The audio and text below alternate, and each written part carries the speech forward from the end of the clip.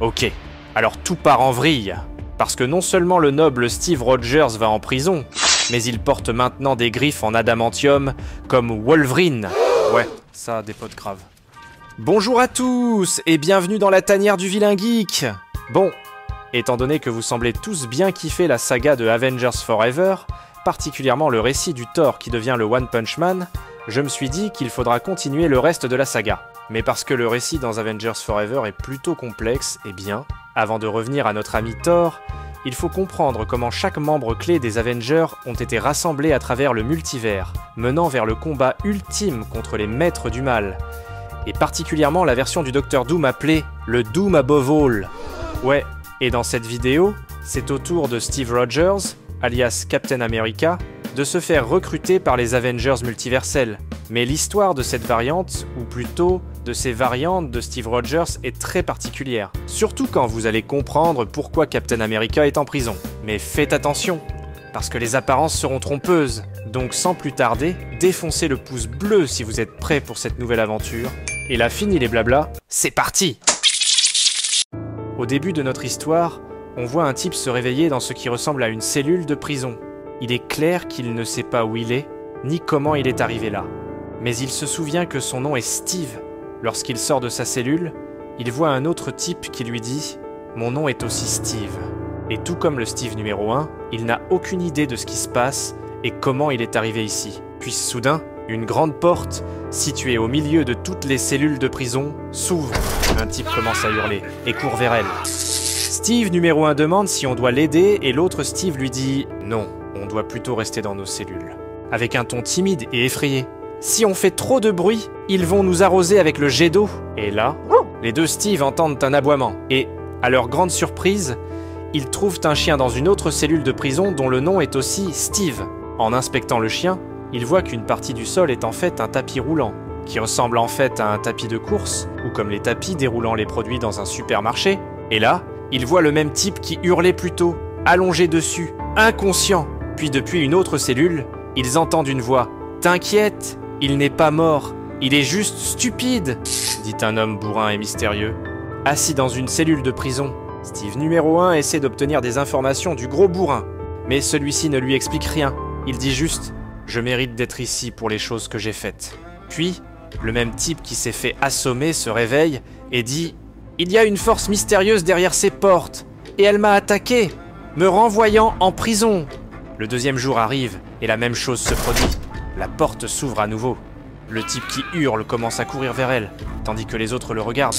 Il se fait assommer, puis traite tout le monde de lâche pour ne pas l'avoir rejoint. L'homme musclé et mystérieux dit « Je ne suis pas un lâche, je suis quelque chose de bien pire. » Le troisième jour, tout est pareil.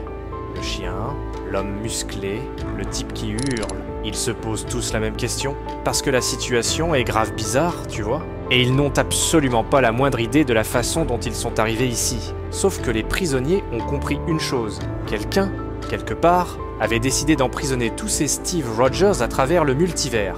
Mais la question est, pourquoi? Les jours passent, et jour après jour, le Steve Rogers qui hurle passe par les portes mystérieuses, mais se fait constamment assommer. Il n'y a qu'un seul homme là-dedans! C'est tout ce qui se dresse entre nous et la liberté! Hurle-t-il. Et qu'as-tu vu? Lui demande un des Steve. Bougez-vous le postérieur si vous voulez savoir. Bande de poules mouillées! Quand le 11e jour arrive, on peut voir que le Steve qui hurle est cette fois-ci beaucoup plus amoché qu'à l'habitude, à peine capable de tenir debout. Les autres Steve lui disent qu'il devrait arrêter d'essayer de passer la porte, car il va finir par mourir. Mais il répond juste « Mieux vaut mourir là-bas qu'ici avec vous, bande de mauviettes ». Mais quand le Steve qui hurle commence à courir vers la porte, on voit que Steve numéro 1 le rejoint de nulle part. Mais une fois de plus, ils se font tous les deux assommer. « Non mais c'était quoi ça ?» demande Steve numéro 1, stupéfié. « Je t'avais dit que tu ne pourrais même pas le voir venir !» répond le Steve barbu. Mais le Steve numéro 1 a découvert un indice. Alors il commence à écrire quelque chose sur le mur. Quand le 14e jour arrive, le Steve Rogers chien rejoint l'équipe. Mais ils se font tous assommer à nouveau.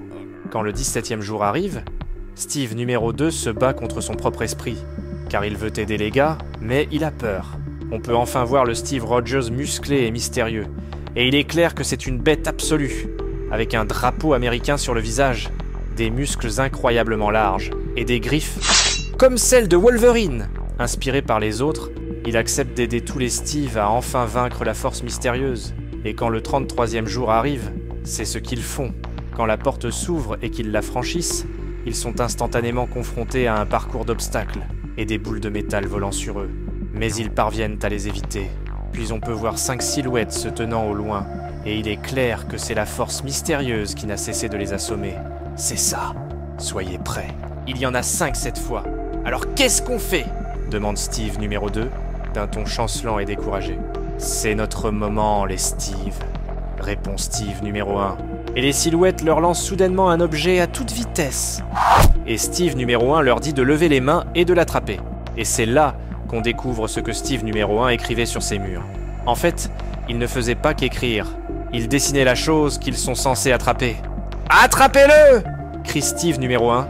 Et pour la première fois après 33 jours de prison, tous les Steve arrivent enfin à ne pas se faire frapper par l'objet mystérieux.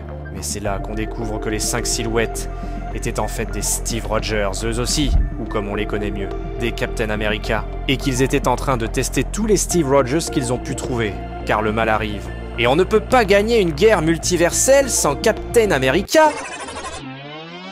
Bon, on se rapproche graduellement du point culminant de la saga Avengers Forever, et plus je replonge dans cette saga, qui fut publiée entre 2021 et 2023, plus je commence à croire que les films Avengers Doomsday et Avengers Secret Wars pourraient emprunter certains aspects de ce run phénoménal. Mais qu'en pensez-vous ? Aimeriez-vous voir le Steve Rogers version Wolverine au combat ? Eh bien, si c'est le cas, dites-le moi dans les commentaires, parce que ça m'encourage à continuer de vous raconter cette histoire épique de l'univers Marvel.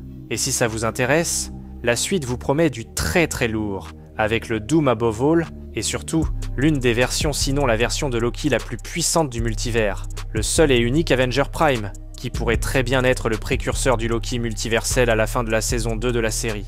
Mais bon, comme d'hab, plus vous serez nombreux à voter pour la suite, plus vous m'encouragerez à la raconter, parce qu'après tout, c'est pour vous les vilains geeks que cette chaîne existe. Donc votre opinion est d'une importance capitale. Et sur cette note, j'ai une autre belle surprise pour vous dans la prochaine vidéo au coin de l'écran. Yay! Donc cliquez pour voir ça, parce qu'il s'agit de toute l'histoire à propos des origines des 8 pierres de l'infini. Et ouais, vous m'avez bien entendu, il n'y a pas 6 pierres dans l'univers Marvel principal, mais bien 8. Et la 8e de ces pierres a été créée par Thanos lui-même, tandis que l'autre est en réalité la mère de toutes les pierres, liée à l'entité cosmique qui a donné naissance à l'univers. Mais bon, pas trop de spoilers, alors qu'attendez-vous ?